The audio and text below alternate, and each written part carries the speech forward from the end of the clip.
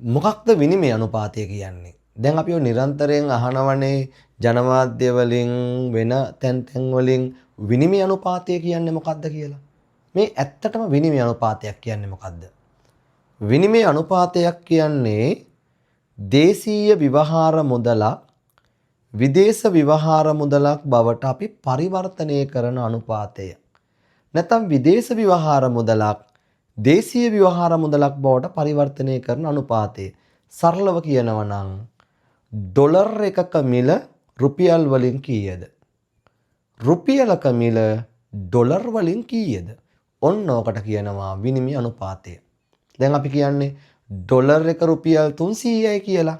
ඔකේ තේරුම තමයි ඩොලර් එකක් ගන්න අපට රුපියල් නම් 300ක් වියදම් කරන්න වෙනවා කියන එක. එතකොට අපි කියන යූරෝ එකක් 350යි නම් යූරෝ එකක් වටනා දේවල් ගන්න රුපියල් නම් 350ක් වැය වෙනවා කියන එක. ඔන්න ඔකට කියනවා විනිමය අනුපාතය. රටක තියෙන්නේ පාවෙන විනිමය අනුපාතයක් නම් මේ මොකක්ද මේ පාවෙන විනිමය අනුපාතය කියන්නේ? මහ බැංකුව හරි මූල්‍ය අධිකාරිය හරි මැදිහත් වෙන්නේ නැතුව ඉබේ විනිමය අනුපාතය ඉල්ලුම සැපියුම බලවේග මත තීරණය වෙනවා නම් එයාට කියනවා පාවෙන විනිමය අනුපාතය.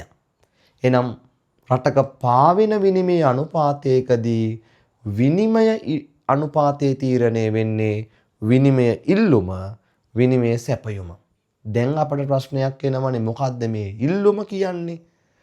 විනිමය ඉල්ලුමක් කියලා කියන්නේ අපේ රටෙන් ඩොලර් එළියට ගලාගෙන යාම. එළියට ගලාගෙන යන කොයි වෙලාවල් වලටද?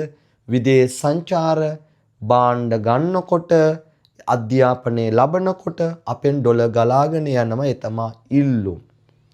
විනිමය සැපයුම් යනු අපේ රට ඩොලර් ගලාගෙන ඒම. ගලා එන්නේ කොහොම වුණාමද?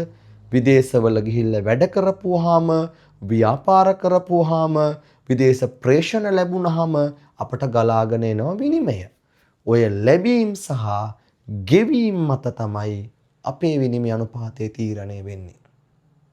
අයවන් පුතා.